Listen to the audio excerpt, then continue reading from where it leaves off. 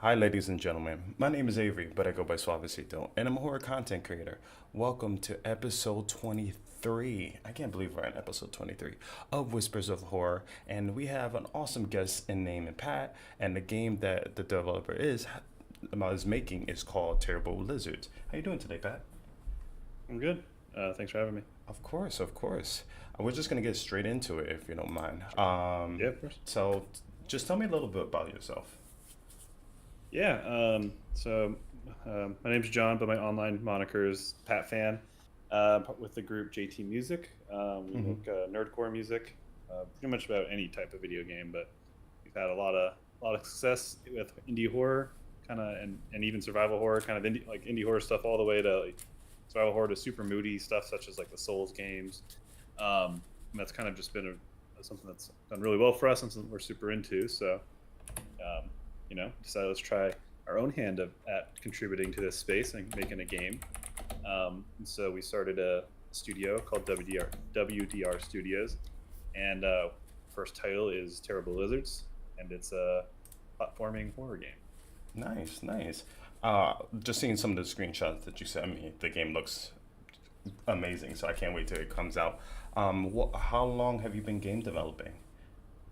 So we've been working on this project for about a year now. Okay. Like, coming up on a year. We started late June, July, or early July last year, and that's my experience. Is it has been doing this. Mm.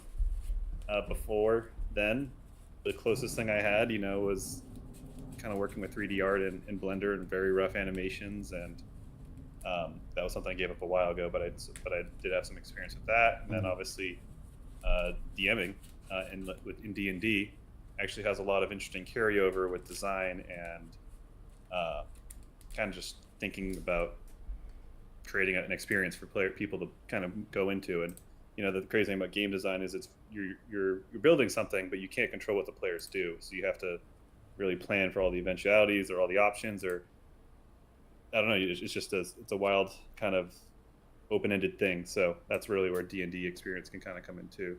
So it's and then on the flip side, a lot of like kind of project management stuff on my end, doing the channel, running events and stuff.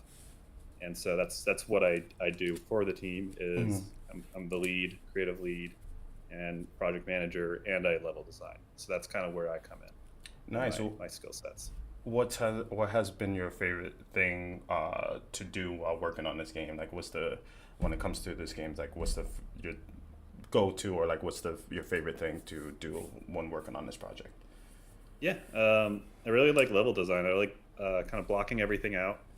That process of kind of planning a world, a space, that exists and that people can go in and explore, even at that most rudimentary level of just block meshing, just like shapes and stuff. It's super rough, but going in there and building that and imagining that and then building gameplay elements into that is my favorite part. And then continuation of that is seeing the art team bring it to life and kind of see my vision come to fruition through the amazing talents of our team. I think And that it's just I love the process of that as well. Um, nice, nice. I think I think that's amazing. Like, um, let's talk about JT Music. Can you mhm. tell us a little bit more about it and how what your role is? A little bit more about that.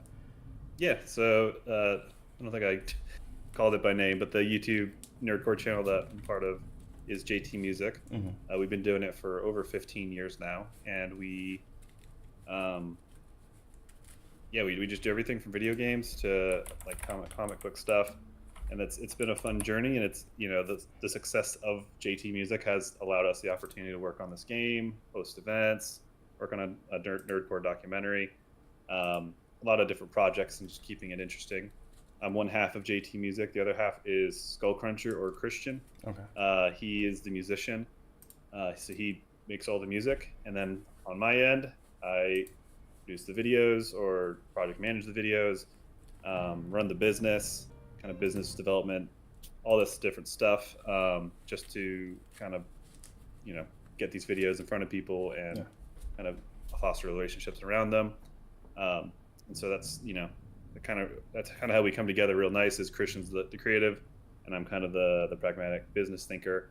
And Yeah, it's we're childhood best friends, grew up down the street from each other. So the fact that we've been able to kind of start a business together and have fun creating and continue our creation as friends.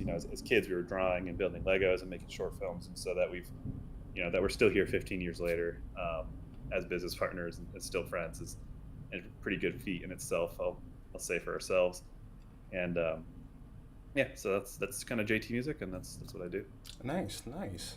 I think that's amazing. I actually got recommended by, I don't know, Rocket Music. Mhm. Uh, but actually, it's funny how it works. So like, I reached out to you to see if I can get you on Whispers, and I was asking Rocket Music. I was like, Rocket, and ask him if there's any people that he would recommend, and you were one of the recommendations. Even though I reached out Mhm. to you earlier, I was like, oh yeah, he said yes to doing this. So I think it's awesome that you guys make do the music for just games and just things in general. I think that's amazing. Mhm. Um, so you're a busy man. You're very, very busy. I can see. When you have some free time like that away from the business aspect of just what you do, what do you like to do? Like when you have downtime? Yeah, I mean, I'm lucky enough where my family all lives in the same city, so I'm able to spend a lot of time with my family. Got Okay. nieces and nephews, so that's a lot of fun to do and a good way to stay grounded. I like painting miniatures. Okay. Um, I started with D&D miniatures, but I had started doing Warhammer miniatures. I don't play the tabletop game, but I have fun painting those. They're just really detailed, and I don't know. I just like painting orcs and different things. I have a huge pile of shame. Uh, we're season ticket holders for the Carolina Hurricanes, which is the Nice. NHL team Hmm. here in Raleigh, and so we go to every single home game and all the playoffs, and it's a fun experience. You really galvanize yourself with the team and in the community, so that's been a lot of fun. Hmm. And then gaming, play a lot of games. Right now, I'm playing through Metal Gear Solid 5. I just played Alan Wake DLC, played Dave the Diver and Dredge Such a great. Oh, recently. I love those games. Dave the Diver and Dredge are amazing. Yeah, so And I've Alan been Wake. yeah, they're all great games, and the funny thing is I was a kind of a jaded gamer for a while, Hmm. um, for maybe a period of the last 5 years up until about a year ago, but working in gaming and researching game design and kind of seeing how the sausage is made. You think if you were a jaded gamer, like kind of learning about the process and kind of moving the veil and stuff, would probably reinforce that Hmm. jadedness, but it didn't. It made me fall in love with games again, and that's Nice. been a super awesome side effect of this process. So I've been having a lot of fun gaming lately. Yeah, no, I think that's a good thing to like find the love of games. Like for me, I'm about to turn 30, and at a certain point, I think COVID, I played a lot of video games. I was indoors. We were all indoors. Hmm. But then I started losing the fun in it. Like I just like the doom scrolling, just looking through all the games and finding nothing to play. So it actually got me into content creating. I was like, Hmm. I'm just by myself. My wife had to continue working, so I was just trying to find time, something to do, and just like being in the house drove me insane. So I was like, I need to do something. I need to talk to people. I need that interaction. So Hmm. funny enough, like the pandemic was the reason why I started doing this content creating, and just and it gave me the love that I needed to get back into video games. Nice. And I decided to do horror. So horror is my thing. Yeah. Um, which leads me to my next question: like, what made you got like you and like your team to make a horror game? Like, what got you Yeah. and also into horror as well? Yeah. There's a lot of answers to that question that are Sure. all real and true. Is kind of the less glorious one is that horror is probably the lowest risk thing to get into in terms of a genre. Fair. And so as we get into this, we're trying to make sure it isn't a huge money pit, and it can just like the best case scenario, worst case scenario is that I can't do this anymore. Like I want this to succeed so I can keep doing this and making Mhm. more games. I think doing horror is a very people love horror. It's just timeless, and uh, there's so much of it, and it still gets consumed, and so there's a captive audience there generally, and then our audience is also into indie horror stuff specifically that we grew with our indie horror raps and music videos. So we have an audience foster that is into this stuff, Okay. and then yes, we are also into it. So there's a lot of kind of good things going on there. And yeah, I mean that's kind of really what it comes down to, is all the kind of combination of those factors. Nice, nice. We are gonna get into your game. I just like to ask Yeah, like just a prerequisites questions. of Um, course. I know you said like obviously horror was very it's a very easy genre to get into, and I agree. Like there's just so many avenues you can take, and who doesn't? I mean, a lot of people like to get scared, but there's different types of horror. Like there's survival Hmm. horror, there's tension horror. Like there's just so many avenues you can go. What is your definition of horror? Like what do you perceive horror to be?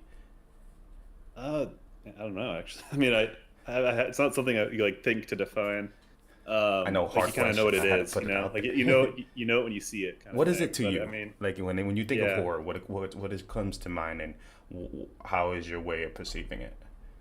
yeah. I think it's my personal view on it is it's a pretty broad definition, and it is. I mean, the way it's used, and I think it's anything that is gonna cause it's anything that's gonna cause discomfort or fright or like poke some weird primal like sense of just like experiencing something, like going through a visceral experience in a safe place. Mm. It's kind of like the idea of a roller coaster. Like roller coasters are good and awesome because it makes you feel like you're gonna die. That's the thrill you're actually feeling. Is kind of the misdirection of being on edge and being in danger. And I think it's just something. I think it's chasing that. I think like the how horror is consumed. I Okay. don't know if I'm defining it, but I'm just kind of talking pretty abstractly No, no, because I don't it's know how, it's a tough one just to define it. yeah, no, But it's one of anything my favorite scary. questions. Yeah, yeah, no, again, like, there's no What right else answer before? to this one. So, like, Yeah. I just like to ask because everybody's perspective is different, and Hmm. just like hearing like people in the genre what their perception is, I think is good for people to hear because then I feel like that perception leads into why they're making their game and or how they're designing their game. So Yeah. don't worry about not like again it's a hard question like that I came up Yeah. like weeks ago, so don't worry. Very good. When it comes to your team and everything like that, where do you see your team in 5 years? Like what are some of the goals that you guys are working towards or want to Um, achieve by that time?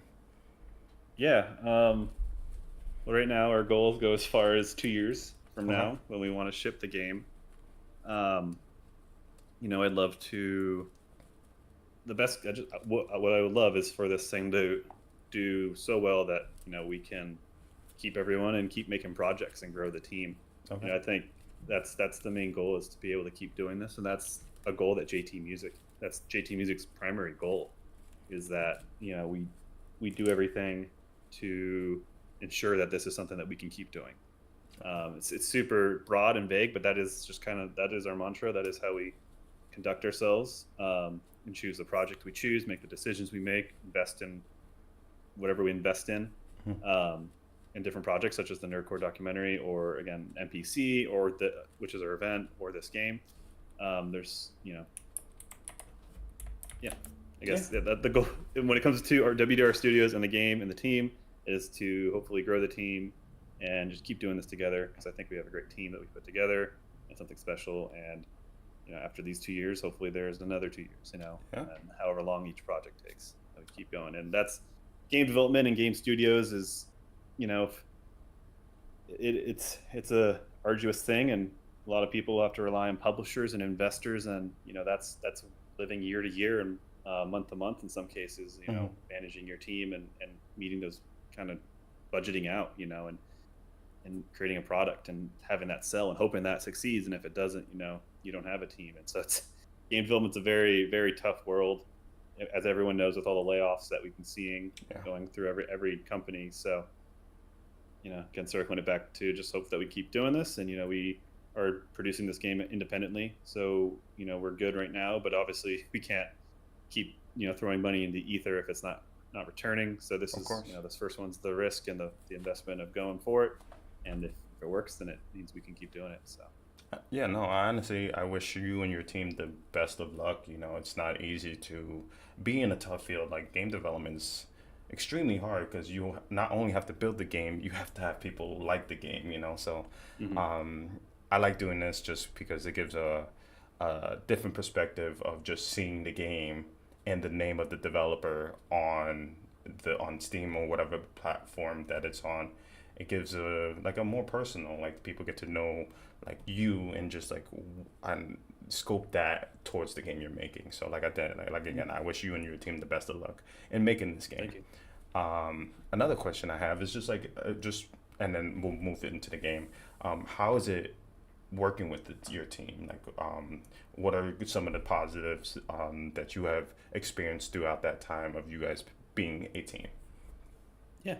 Um, it's been a fun, interesting experience with JT Music. We've had contractors and stuff, but it's really kind of given them a prompt and a task, and they produce it. This is my first kind of experience, essentially being a manager and team leader, and collaborating with people toward and giving an encouraging autonomy and experimenting on top of like the ideas and stuff that I'm pitching, and giving everyone. So that's been a fun experience in itself. Kind of what was the question again? I just kind of distracted myself. No on worries. my little tangent. I was just asking like, what are how's it like playing? Jeez, Oh yes. not playing on the team, but how is it working with the team, and what are some of the benefits or the thing like positive things that you experience being on a team instead of doing something individually? Yeah. Yeah, I mean, I think that just collaborating together. I think I touched on it earlier with block like designing and block meshing the levels, and then seeing the 3D artists come in and build onto my shapes and everything and the layouts I produce. It's just fun seeing every aspect come together. Again, it's like the level design, the 3D art, we have the sound, we have the models, the animation, the writing, and then of course all the programming and development.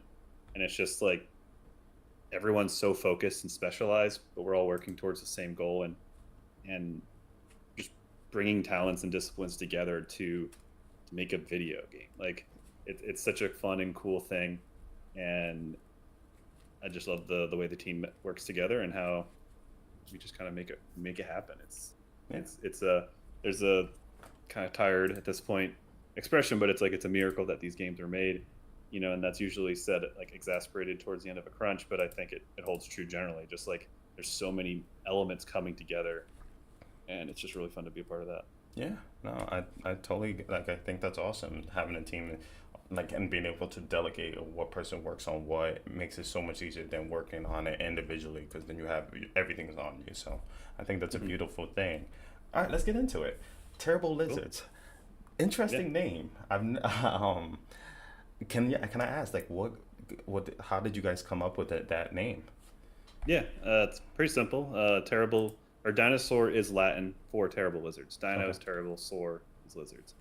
So, it's been around as long as it is dinosaurs. That's what dinosaur means. So it's the perfect name for a horror dinosaur game, and we are super thankful that no one had taken it yet, because it's honestly a perfect name for a dinosaur horror game. And there was one card game who used it, which is located locally, of course, which is super How cool. ironic coincidence. Yeah, we signed a coexisting agreement with them, and we got in touch with them, and so that was good, and we want to do it the right way. So, but it was a name that we really wanted to have and make sure we did everything right. And yeah, I just think it's I think it's perfect, honestly, and I'm glad we're the ones to take it, because it was going to get used eventually. Yeah, no, I totally hear it. All right, so what I'm going to do right now, I don't know, obviously you can't see the screen, but we are live on multiple platforms. I'm going to switch over a scene just to show some of the pre-alpha gameplay that you sent of the video, and then I'm going to show some of the screenshots you showed, if that's Sure. okay. And then while I'm doing that, I want to just ask, like, can you give us an overview of your horror game and what sets it apart from other horror titles on the market? Yeah, you want to do that right now? Yeah, or yeah. after you pull it up? It's pulled up now, so you can go ahead. Okay. Yeah, so our game, I guess gameplay wise, it's a platforming horror game. That was our kind of decision going into that. Is we've played a lot of horror games. We're fans of a lot of horror games, but they always felt a little slow and not fun to control and be in. Which, to be clear, is totally valid, and I understand why. Resident Evil, the tank turret gameplay. Like that makes sense. That's very intentional. Or any number of games where you're slow and lumbering, moving along, that makes a lot of sense because it makes you vulnerable and it's clumsy and it adds the terror and the kind of claustrophobia and all that kind of stuff. But for us, we wanted something that felt really good to move around in, so you just felt good. And so we settled on a movement based game, platforming game. We were getting chased by monsters, and which is also a fun trope in the indie mascot horrors. There's a lot of chase sequences, but it's really just running and turning corners around corridors. But with our game, you'll be able to run, jump, slide, swing, jump between ledges, grind. There's bouncing kind of elements, I guess, like a bouncing board. And Sounds like a lot of parkour. Yep, yeah. So I think it's Floor's Lava or Hot Lava is a big inspiration. Mirror's Edge, of course. Kind of like the Counter-Strike knife surfing, just the tight, responsive controls, even of a game like Overwatch, is all kind of really what inspired us. And so the setting of the game is at a roadside attraction called Dalton's Dinos. You play as Jordan, who is a college student, road tripping from Chicago to Los Angeles on Route 66 in the early 90s. And your car breaks down. Of course, it breaks down in front of this roadside attraction. And you go inside to find a phone and call and get a tow truck. And, you just kind of get sucked in there and everything kind of keeps escalating. And you are dealing with monsters and trying to figure out what's happening. No one's at the attraction, and which the attraction is a dinosaur-themed one. It's founded by the Coolidges, Dalton and Elena. Okay. They're a couple. They are paleontologists. They discovered this big find of dueling dinosaurs, and it allowed them to get a lot of notoriety and fame. And then they built this attraction, this dinosaur-themed attraction, near the grounds of where their discovery was, and they kind of get distracted, I guess, and stuff happens, and that's stuff we're not disclosing right now. Oh, but that's totally kind of the setting and the gameplay. So I guess to reiterate on the gameplay, it is the parkouring and platforming, and then there are the environmental storytelling elements, the story, and then there are hunts, and there are different hunts with different types of things hunting you with different elements to those. So that's the game. Nice.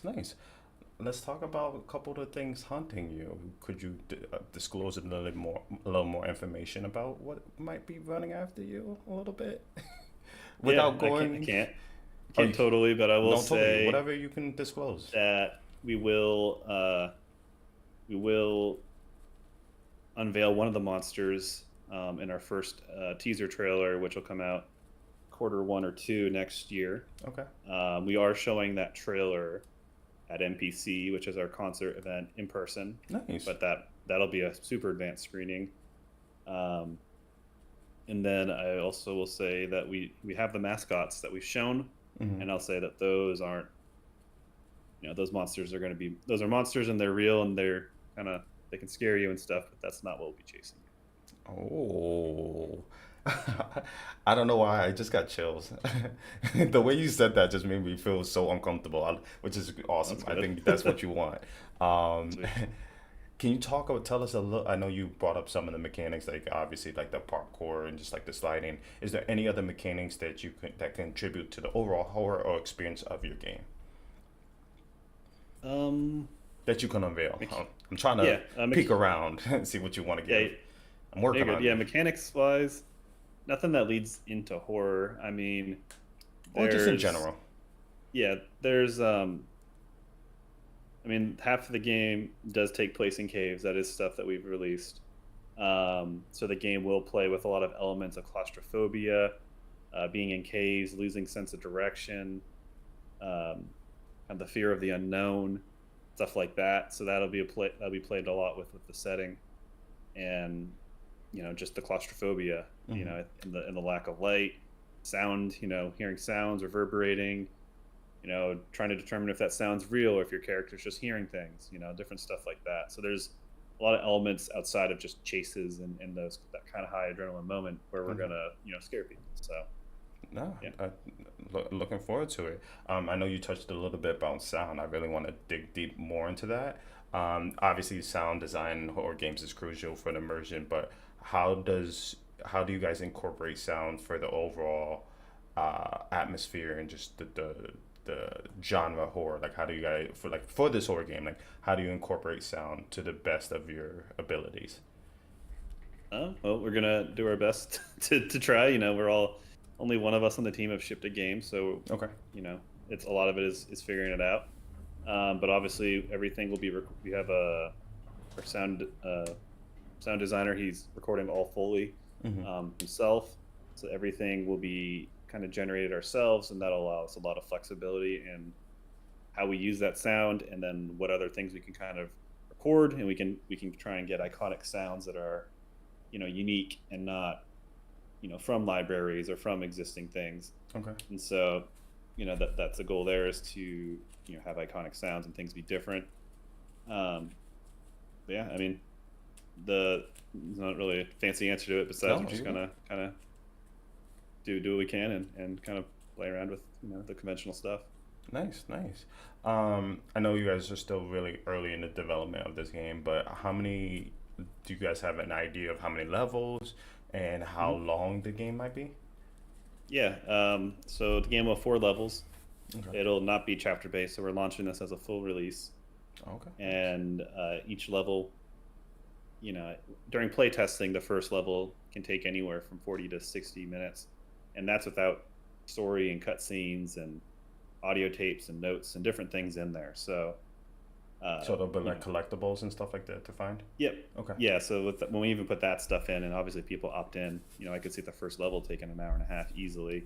Oh, But wow. roughly each level will take about an hour, and so, on the low end, a 4-hour game, but averaged out probably be a 6 hours. We call it 4 to 6, maybe 4 to 7 hours. Okay. If you're a completionist, closer to 8, and then the game being a platforming game will be a speedrunners game, and we will encourage the speedrunning community.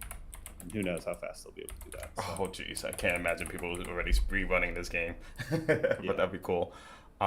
Um, so for me, I feel like this is probably the hardest thing to try to find a good balance for is jump scares. How Mhm. do you find like a good balance where it's not too many or there's not too little? Is there going to be jump scares, or is like they're gonna like how is the vision of the game when it comes to like that aspect? Yeah, there'll definitely be jump scares, but it's not something that we won't do without building up tension or building up the scene.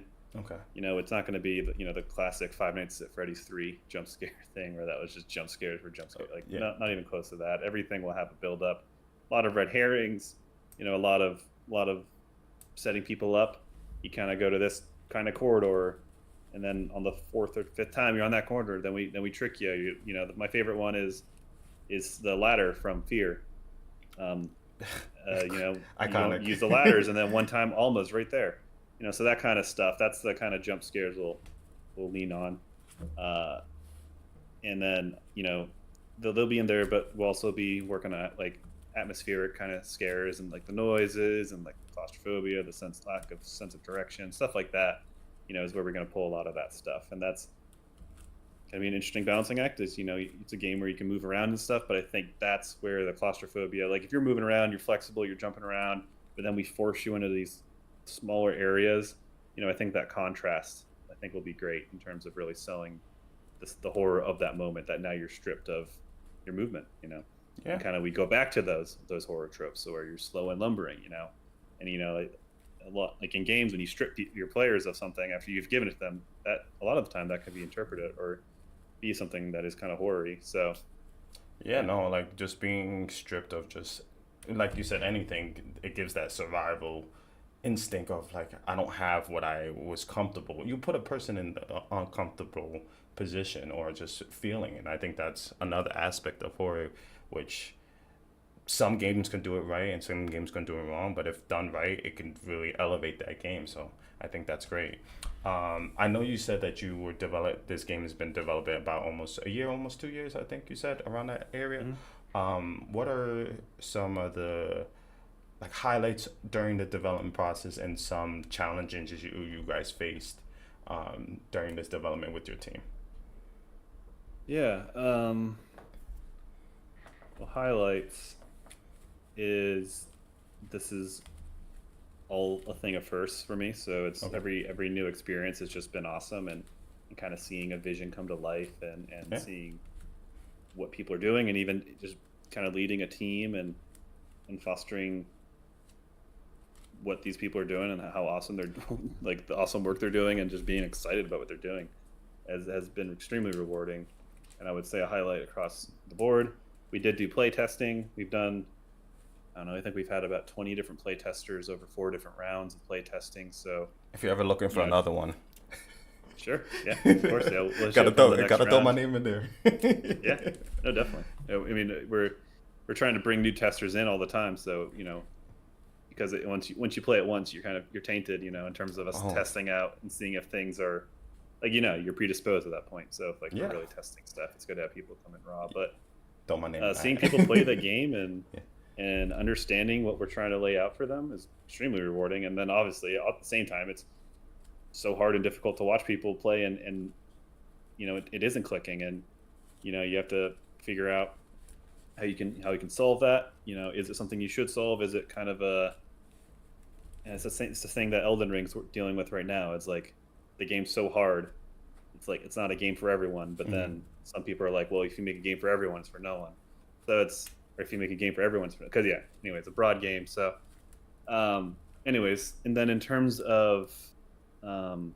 challenges, I Yep. guess is making a game. It's there are so many questions that come up, and we can ultimately test everything, but it's just there's so many things you have to account for when you make a game, and every time you have a new idea, it presents many challenges, and I'll just hone in on art specifically, and there's a million different things like with programming and stuff, but like if you add a new room, it's like what kind of stuff is in here, what new problems does that introduce, um, how do we tell the story, how do we make this world click, all these different things, and then on programming, it's like in level design, it's just like spacing, and like it's the age old thing with doors, like every time you go through a door, that's like kind of the big Mhm. gaming cliche, is how that's a big hiccup for us. It's ladders.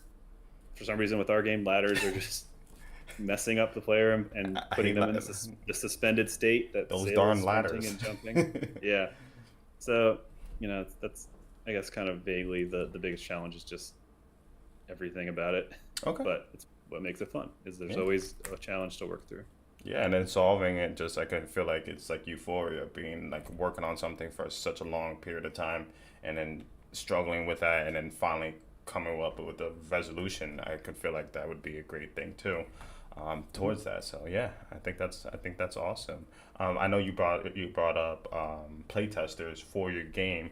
I was gonna ask, like, community engagement is like vital for the success of indie games. Like, and are there other ways you involve like your audience on the development process of this, and how do their reactions influence your decisions moving forward while making this game? Yeah. So we have a small Discord, small Twitter, small like kind of everything. We kind of we did a title announcement, and with JT, we kind of funneled some people that way, but we haven't put a lot of effort into like public, like getting people's attention. We kind of it's out there. You can go wish list it, but it was more just kind of feeling things out, and so we could kind of hit it with some behind the scenes marketing, like low key stuff, and fan feedback has been huge. It's um, huge in a validating way. Hmm. It's small enough where we haven't gotten a lot of feedback, but we also haven't put a lot of stuff out there where we needed feedback yet, but we Sure. will soon. But what we've realized is how many it's obvious, or what's become obvious is like how beloved dinosaurs are, and Can I show you you something know, real quick? sure, Look, I literally have a dinosaur tattooed on my. oh yeah, It's yeah, a Tyrannosaurus Rex. So, nice, I work. Oh, well, previously I worked with at a school with students with disabilities, as a teacher, and one of my students had an infatuation and love for dinosaurs, And I was like, and I played this game called Magic the Gathering, and had one of the creatures types are dinosaurs. So I was like, you know what? I have like a whole animal thing going on just all over my body. I was like, I'm gonna get a dinosaur tattoo. So I did it for the Nice. student, but for the game Magic the Gathering, and it's just funny that you guys are making a dinosaur game, and it gets me so excited because it just brings good memories and everything. Like, so I'm a big fan of dinosaurs. Yeah. Same here. I mean, I think everyone on our team has had some infatuation or Mm, currently or like into adulthood are a dinosaur person.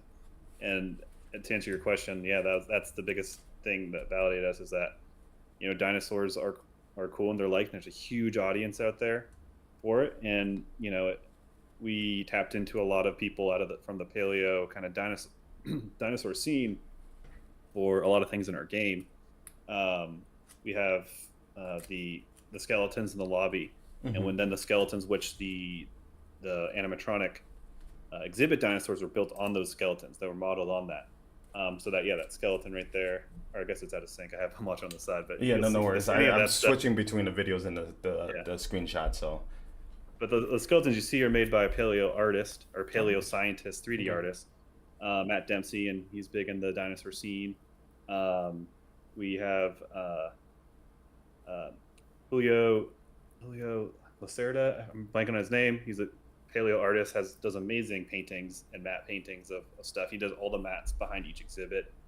And then we had RJ Palmer do the monster design, and he did a lot of the realistic Pokemon okay, stuff that went viral, and he oh, did a lot yeah, of okay. concept art for Detective Pikachu. So he's super talented, and we went with a really good artist to make our monsters, and the fact like they're so cool, and no one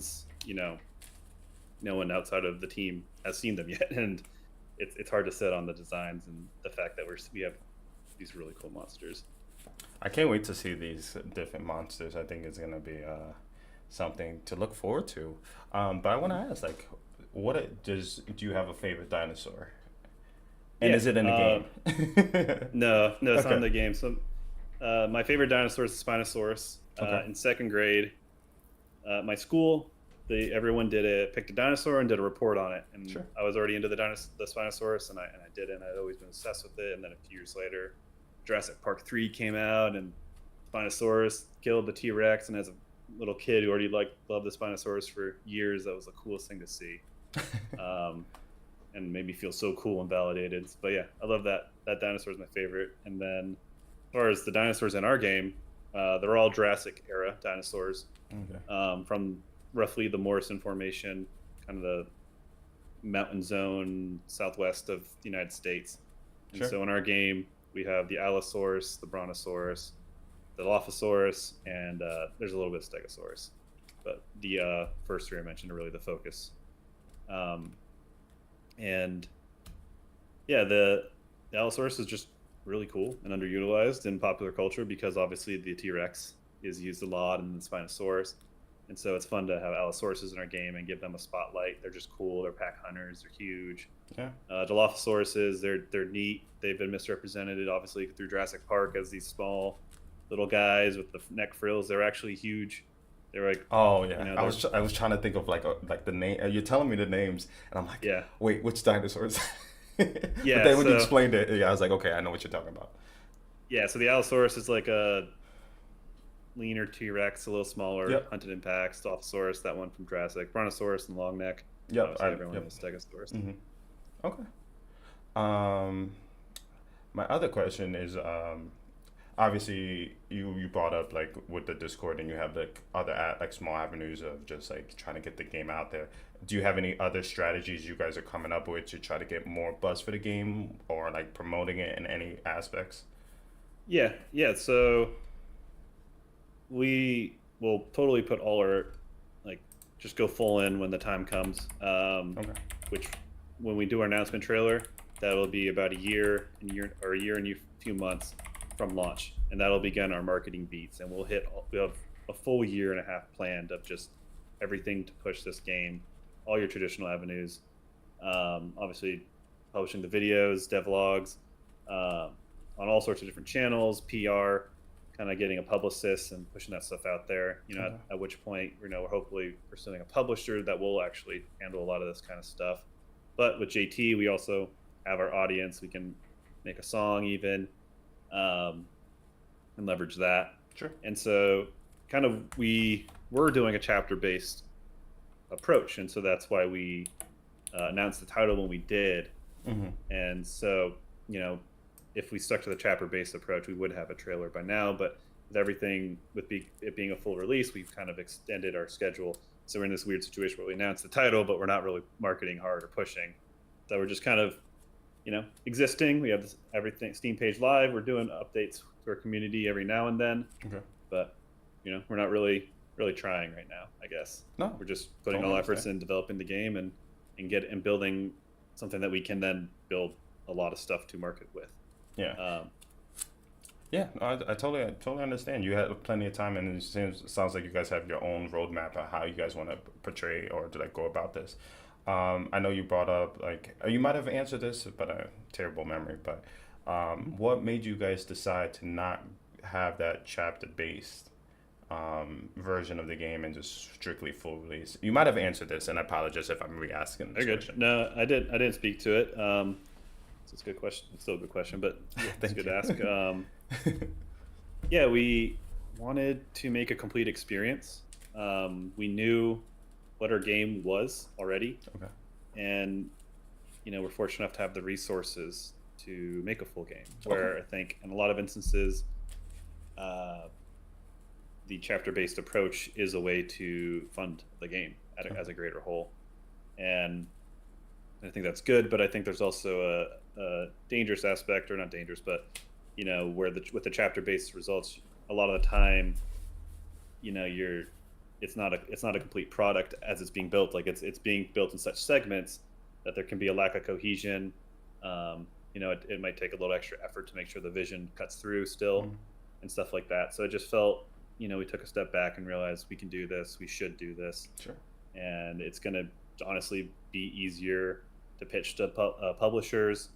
Get on, be awesome. Get on Game Pass, stuff like that. Like there's just so much more options to conventionally release a game instead of this kind of weird world of indie horror mascot with the chapter-based release, which works and has worked and been super successful for a lot of people. But I think we're going conventional with it just gives us a lot more options and allows us just to make a full product. And at the end of the day, we're making a product. Like we're making a good for people, and to deliver on a complete thing makes so much more sense to us, at least. And that's kind of what we're going for.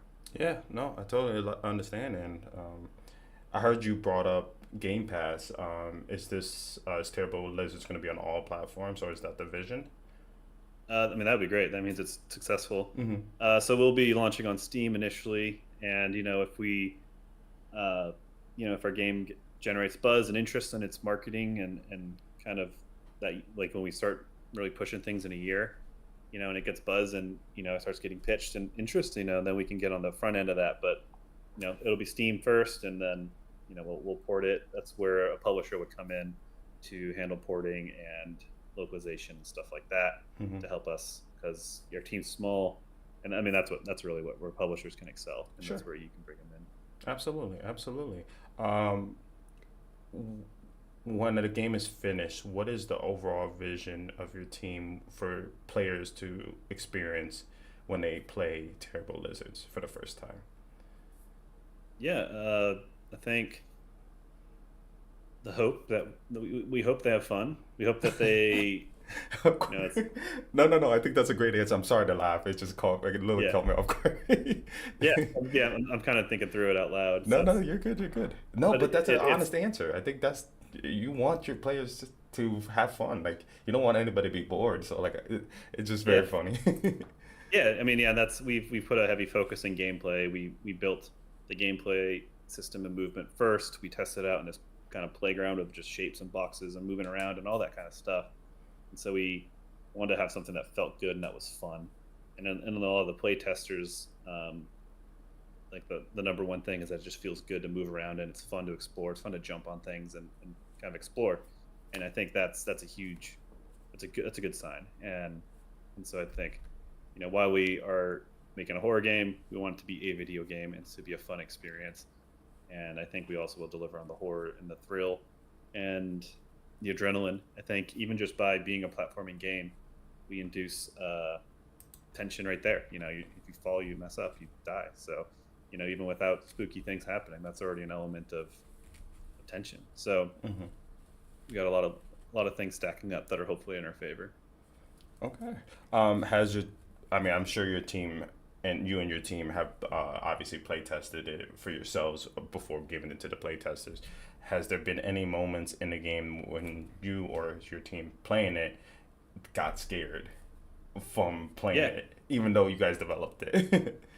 yeah. I think it's hard to get the atmospheric spookiness Sure. right now, especially since we're so familiar with it. But there are some uncomfortable kind of spooky things, that does, it's like, still makes you feel like some shivers down. And then there's a couple jump scares that get people on the team, even though they know it's coming, or they, for some reason, they forgot about it, they let their guard down.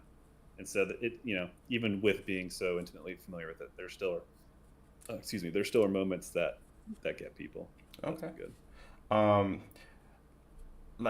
so I have a lot of questions written down, but throughout the process of the just talking, I just like to come up with new Yeah. ones. When coming to developing this game, has there been certain things that you guys tried that you really wish was in the game but just didn't work? Um, Not so much that, more that we had a bunch of, we kind of a bunch of ideas, and then we kind of whittled it down to what the core of the game was. Hmm. But none of that really felt disappointing, or like we were, I think we were whittling it down because we wanted to whittle it down to something that was really strong. Okay. So feel good about that. In terms of in the features, there's really no huge features. I think at our core we kind of picked a simple game concept, platforming and moving around. So that's been good. We have the hunts and the AI and developing the AI there. So that's the biggest question mark in terms of like testing that and putting that in front of people as it's still being developed and figured out. But I would expect that should go well, and that'll be a big mechanic that we keep. So Yeah. Awesome. Awesome. Um, this is one of my favorite questions to ask. Say I was very interested in being a just a game developer. Like, what is some of the advice that you can give to me as a first time or somebody who's getting into this? yeah, I'd say read a lot of books, Okay. watch a lot of kind of content on game development. I'd say don't underestimate planning and kind of the pre-production and producery things. I think a lot of people, when they start making a game, they have a story and a setting, and some mechanics, and they kind of make those things all together. And I think you should start off with a core mechanic, a core idea, prototype it, test it, make sure that core thing is fun, and then begin to build from there. So I think that's my biggest advice, is to really study development and kind of take it the conventional route and slow, because it'll save you a lot of time in the long run. And with game development, even if it's just yourself or if you have one person, you know, time is the biggest thing. Time is Okay. money in this world, and if you can be efficient with it, then you're ultimately setting yourself up for success. Yeah, I think that's such an important thing that I think people take for granted is time.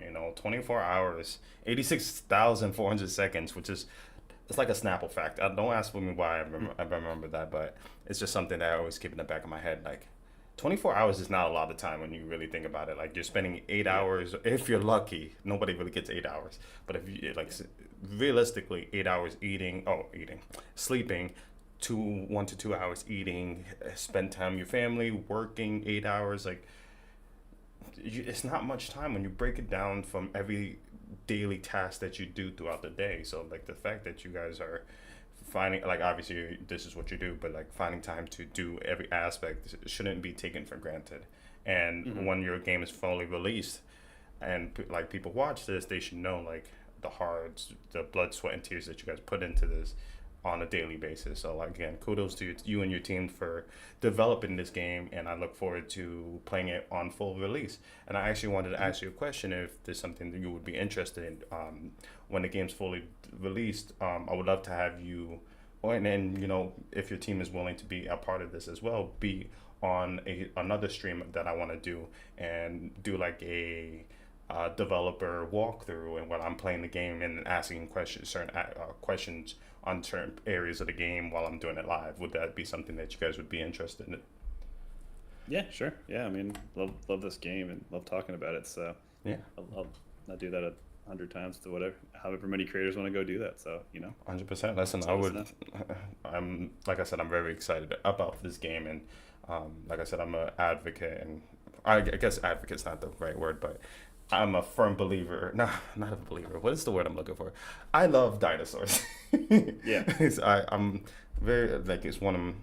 They're really cool, and I think just there's just not enough horror games that touch upon dinosaurs. So it's something new, it's something fresh, and I think the market needs this type of genre or this type of subgenre into this field. So I think it's going to be, like I said, fresh and new for a lot of players. And like I said, I hope it gets all the buzz that it deserves. But finally, is there anything else that you would love to share about the game, or like teasers, hints, or anything that you want to talk about that we haven't touched about? The floor is yours. yeah. I feel like I've said almost everything, but I kind of go over it again. We'll do the announced trailer, kind of quarter one or two of 2025, and then kind of we'll share a lot more of the game and a lot more of the regular marketing beats, and we'll have a gameplay trailer and all sorts of different stuff. So that'll people start get a clearer picture of that. But the game's release will be um, about this time, like June of 2026 will be when the game comes out, and we'll probably do a demo in October. Ooh. Steam's not this October, but next October, like in a year Oh, damn. I got so of excited. 2025. Yeah, but I mean, if you want to, you'll be able to play test it way before. So Oh, you're 100%. good. I'm down. But yeah, that's all I really had to add. I mean, I feel like I've kind of hit all the usual beats I like to hit when talking about it. Sure, sure. And I just want to say, Pat, thank you so much for just being a part of Whispers of Horror. Like I said, like a whole day is not long, and the fact that you're taking any time just to just be a part of this is just, I'm truly honored about this, and I'm thankful. So I just want to say thank you for you and your team for just considering just being a part of this. So I just want to say that. Yeah, of course. And Well, thank you for having us and being interested in our game. So goes both ways. absolutely, absolutely. Like I said, I look forward to playtesting it and then the full release when like the 1 to 2 years that it comes out. But ladies and gentlemen, I just want to say thank you for listening. This game is called Terrible Lizards. Uh, all the information is in the description of all the platforms we are live in. And yeah, go wishlist the game. If you guys are an advocate or just a fan of dinosaurs, this is definitely something that you should tune into. And like I said, I just want to thank Pat for being a part of this. And yeah, follow me and everybody on all platforms